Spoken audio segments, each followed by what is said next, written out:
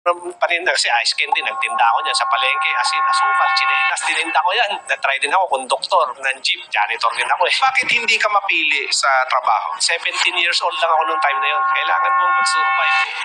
Due to poverty in the country, young people pushes to work early. Bakit ang dami mong sinusubukan at tinatry sa buhay? Limited yung funds na binibigay sa akin ng magulang ko. Hindi ka mareklamo. Walang karapatan, wala tayong mapagkukuhanan ng mga panahon.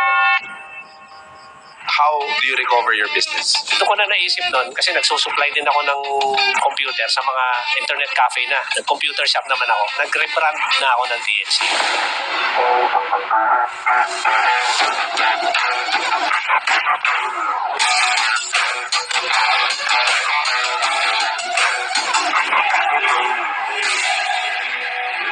Naging ilang branches ito? Umabot ng 160 pero doon na nga pumapasok yung pag may brand ka. Hindi mo kailangan magbenta ng napakaraming computer. Makapag-franchise lang tayo ng mga 2-3. Hindi tayo pagod. Magkano yung kinikita mo doon? More than what I expected.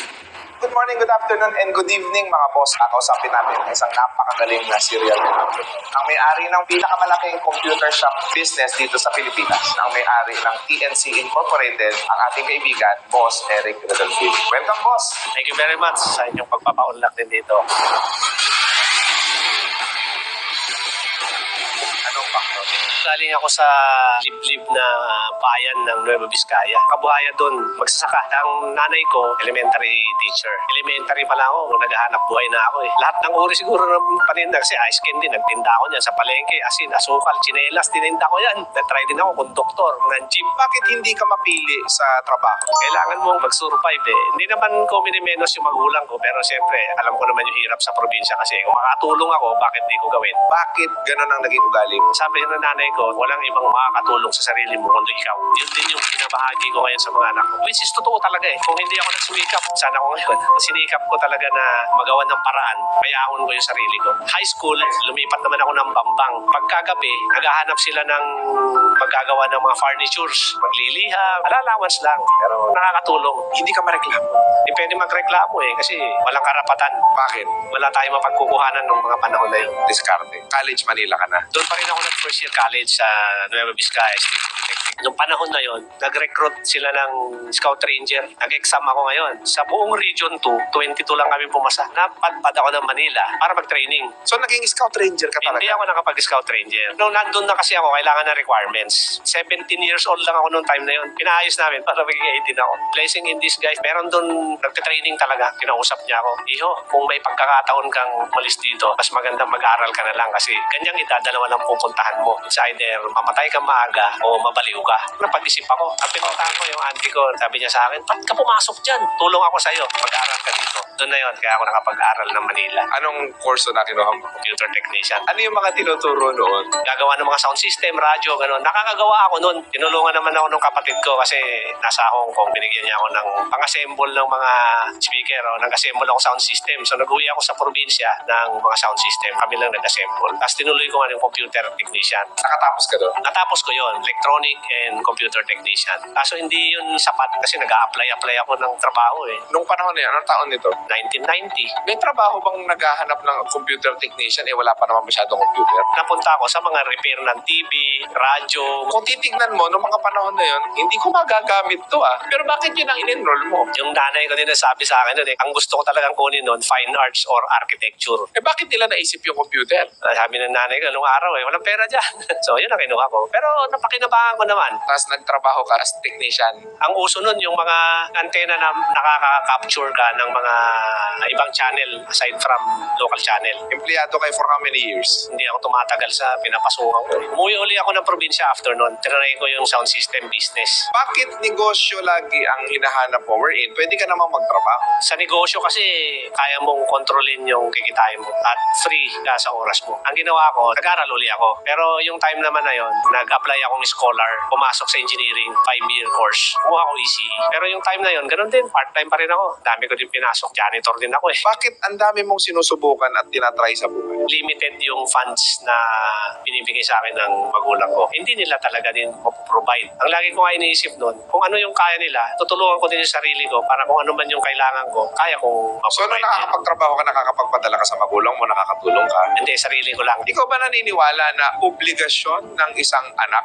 sumustento sa kanyang magulang kapag siya ay nagtrabaho? Dapat hindi. Pinoy kasi tayo eh. Minsan ang iniisip nila, walang utang na loob yung anak pagka hindi mo tinulungan yung magulang mo. Yung mga anak ko nga sinasabi ko sa kanila eh, pag sumikap kayo para sa sarili nyo, kaya kong buhayin yung sarili ko at saka yung misis ko, saka kayo. Unless talagang kailangan namin, tulungan mo kami. Okay, ano pa? Mga sinubukan ni Eric. Nung college na ako, student assistant naman ay na-applyan ko. 4th year ako, doon naman namatay yung nanay ko. Lalo yung buhay ko. Siyempre kahit paano, hindi niya makikita. Graduate ka ngayon ng ECE. Wala yung nanay mo. Pero hindi na ako nagmarcha. Marami din kasi akong mga sideline na noong time na yon na naglalakad ako sa recto. Yung Access Computer College yun eh. Wanted instructor. Instructor na. Computer. Di pumunta, makyat ako eh. Sabi sa akin nung head nila, pwede ka bang mag-demo? Sabi ko, sige po, mag-demo ako. Pag-demo ko, sabi sa akin ni Engineer Palmes yun eh, Mr. Rodolfo, pwede ka ba mag-start bukas? Naging teacher ka pa. Naging teacher ako, 4th year college. Nakatulong yun sa akin. Nagtagal ako doon, mga 2 years lang. Nag-tutor din ako ng mga graphic artists. Sa dinami-rami ng naging trabaho mo, nakaipon ka ba? Hindi ganun kalaki kasi Magkano yung naipon mo? bumili akong bahay. Nakakapag-ipon ako pag nakakapag-sideline ako sa mga graphic artists. Page maker pa lang nun at Corel Draw ang ginagamit. Photoshop hindi pa masyado. Nagle-layout ako niyan, yung mga sinasideline ko ng yearbook. Sa dami ng sinusubukan mo, nakakakuha ka ng small success. Kaya mo siguro na-achieve mo sa buhay yon. Kasi hindi mo tinitignan na malungkot ang buhay mo. Bakit napaka-grateful mo sa buhay? Thankful din talaga ako kasi yung mga pinagsinikapan ko, nagbubunga naman. Ano yung pinaka-hardest part na nangyari sa buhay mo? Bago ko pinasok yung negosyo, naganap muna ako ng mapapangasawa. Parang ang mga ganun, kailangan may katulong eh. Pero bago ka mag-asawa, may bahay ka na sa pag-ibig. Binenta ko ngayon yun para magamit sa kasal. Yung natira, start ng business. Nung nag-asawa ko, talagang buo yung loob ko magnegosyo. Ang pera namin mag-asawa, 65,000. Negosyong gusto ko, computer. So pagkakasyahin ko ngayon yung 65,000. Telepono ang unang investment ko. Hindi yun sapat kasi kailangan mo fax. Kagandahan nung nasa field na pinasok ko nun ay sa education kasi may mga contact, may estudyante ka. Doon nag-start yung mga kliyente namin. Invest ulit ako ng fax. Bumili ako second hand lang. Tapos kailangan mo computer. Yung computer wala nang problema kasi second hand lang yung computer natin. May printer naman. Nagsanla lang sa akin. Kompleto na kami. Eh nung time na yon, ang pagre-repair ng computer, bihira lang. Repair shop talaga ako nag-start. Nasa 4th floor ako. Wala ako ngayon mga magtatao. Hindi ako pwede mag-resign eh. Pag nag-resign ako, wala kang kakainin ng misis ko. Kinausap ko ngayon yung mga estudyante ko. Baka pwede tayo magsama-sama ako. Pero wala akong mapapasahod sa inyo. Kung allowance, pwede. Naniwala naman sila. Ano naging trabaho sa'yo? Sila yung mga technician. Walang experience. Ang experience lang nila, yung natutunan nila sa akin sa school. Kaya pag nasa field sila, nasa school ako, pagka alanganin yung siniservisa nila, tatawag sa akin yan. Iga-guide ko ngayon sila. Doon kami nagsimula. Lumago ng lumago. Ang marketing ko noon, magtitimpla kami ng galong-galong gaw-gaw. Magpiprint ako ngayon ng repair. Computer repair. Computer yung mga repair, nasa pang poste. paper. Oo, poster. Mula Enroas hanggang Cubao, dinidikitan namin yan. Lalakarin namin yan. Paborito talaga. Ganun. Lumakas yung computer repair. Oo, lumakas. Tapos, napunta na kami ng sales. Nakita ko kasi din na ng opportunity. Mas malaki yata kita sa sales. Pinagsabay ko na yung sales. Saan ka nakakuha ng puhunan? Ipon-ipon. Nung napasok ko na yon, lumaki yung sales namin. Bagsakan ng presyo. Sabi ko, sige, kahit saan ka mag-canvas. Repair tsaka PC. Dali mo sa akin, babaan ko. Nagawa naman namin yon. Talagang ang sales mo, volume mo, grabe din. Kasi bagsak presyo eh. Nakakabenta ka ng marami. Fulfillment, masaya ka. Pero hanggang kailan mo isusustain yung saya mo na nagbebenta tapos yung profit mo, hindi naman ganun kalaki. Tapos doon, nakakapagod na. Kasi talagang may magpaparasami ang computer. Kasi assembly natin to, 100, 200. Magkano ng tubo? Malaki na 200. Bagsakan presyo eh. Pero kilalang kilala kami sa tipid PC noon. Doon ko na naisip noon kasi nagsusupply din ako ng computer sa mga internet cafe na. Try namin, okay ah. Nag-computer shop naman ako. Sa palagay mo, sino ang nagdala sa'yo doon sa ganong sitwasyon? Bakit ito yung ibinigay sa akin ng pagkakataon? Kagustuhan ko rin mag-explore. Nagsusupply kasi ako ng mga computer sa isang malaking brand ng computer shop. Nakita ko yung pwedeng improve. Try ko nga yung 4 na computer. Naging 10.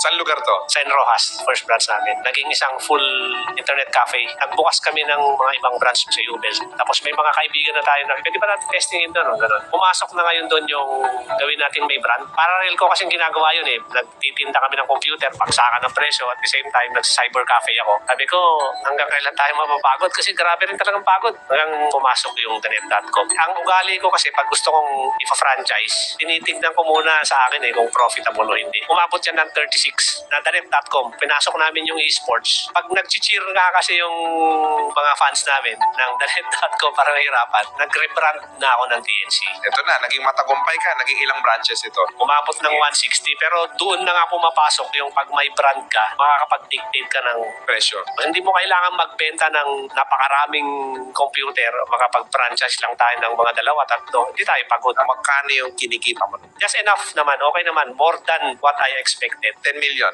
monthly. More or less. More naman siguro. Net na ito. Net naman na siguro. Ngayon, tinamaan kayo ng pandemic. What happened? Yun ang pinaka-unexpected. Ang business kasi ups and down yan eh. Try na rin ako magbukas. Bagong konsepto ng cyber cafe. Yun nga yung may coffee, tapos may study hub. Ang grand opening ko dapat nun ay March 18. Eto, nag-pandemic. Lahat ng shop namin sarado talaga. Tapos kami din yung kahuli-huli ang industriya nagbukas. Ilang milyon ang nalugi sa'yo? Malaki. 100 million. More or less mga ganun. Kasi kabubukas lang namin ng mga ibang shop namin eh. Lahat ng binuksan namin ng last quarter ng 2019 at saka first quarter ng 2020, Ubus lahat. ubos lahat yun. Anong pakiramdam nang nawalan ka ng 100 milyon? Malungkot talaga, pero wala nga ako nung dati. Buhay ako eh. Nung dati nga nagbebenta ako asin eh. Tapos mawala lahat. Okay lang. Imposible hindi ko kayang i-start again. Laban lang. Sanay ka nang meron, sanay ka nang wala. Sanay na meron, sanay na wala. How do you recover your business? Pinasok namin yung digital marketing. Aside from digital marketing kasi, nung kasagsagan na ng pandemic, in-announce namin yung TNC. Pwedeng maging partner ng government agency, call center,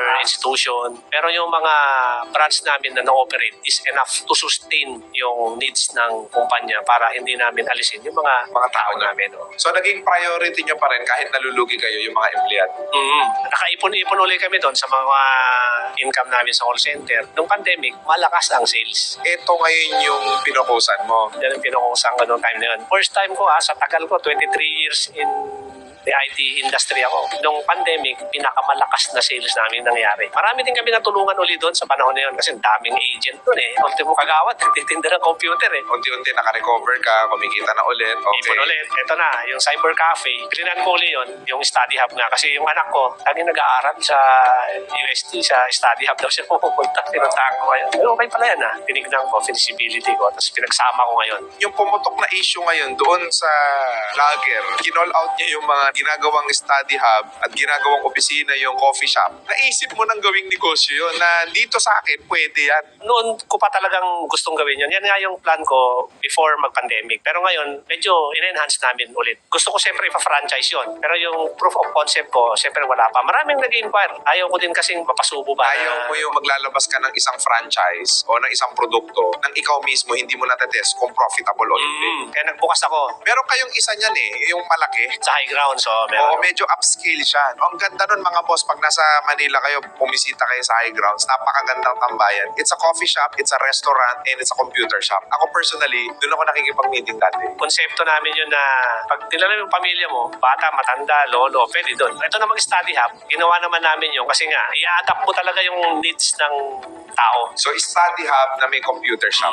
May confidence yan. Saan ngayon ang first branch? Meron kami sa Murayta, November 28, nag-grand opening ako sa Bacolod. Ngayong magbubukas ako sa Pinubal. Anong pakiramdam nung nalugi ka ng napakalaki? Tapos ngayon, nakarecover ka dahil sa discarded pamamaraan. Tapos ngayon, unti-unti mo na ngayon binubuksan ulit yung mga coffee shop mo na very innovative naman na ngayon. Anong pakiramdam nung makakapalig ako? Siyempre, masaya. Hindi po pwedeng sumuko eh. Bukod sa kung ninegosyo ako, siyempre may mga tutulungan din akong mga tao. Pinili kong ituloy pa rin. Ayun kasi yung industriya kung saan ako nakilala eh. Hindi po pwedeng sukuhan ko yun kasi susunod yung iba eh. Bakit hindi quitter si Boss Eric? Personality ko na siguro talaga to. Sa dinami-rami ng lagapak at bagsak mo sa buhay, tayo, bagsak, sanay ng meron, sanay ng wala, nalugi ng daang-daang milyon. Sa palagay mo ba, napakalaking parte ng Panginoong Diyos sa nangyayari sa buhay mo? Siyempre, saksing buhay ako niyan. Lahat ng negosyo, hindi siguro magiging successful to kung wala yan. Yung peace of mind na bumagsak, umahon, masaya pa rin ako kasi galing ko dun. Kaya sobrang thankful ako. Yung kung ano man meron nga ako ngayon, sobra-sobra na sa inaasahan ko.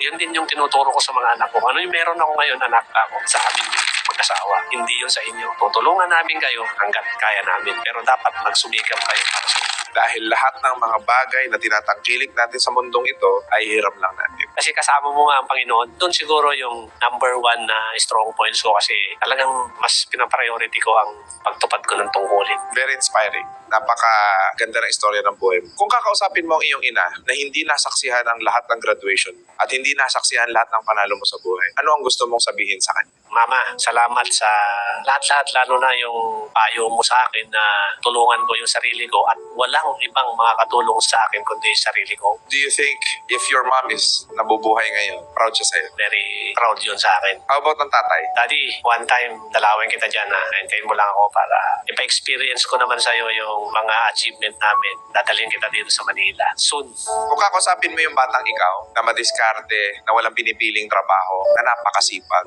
ano ang gusto mong sabihin sa kanya? Brad, laban lang. Huwag mo kalilimutan na ipagpanata ang lahat ng bagay at siyempre yung health huwag mo pababayaan. Nawa ay manatili ka pang malakas at manatili kang matibay at manatili kang inspirasyon sa napakaraming tao. Maraming salamat for that. And anong mga location ang hinahanap mo for franchising ngayon ng TNC? Dapat may school. Kasi yung study hub, na-apply lang yan sa mga may med school. So as long as malapit sa eskwelahan, pwede silang mag-franchise ng TNC.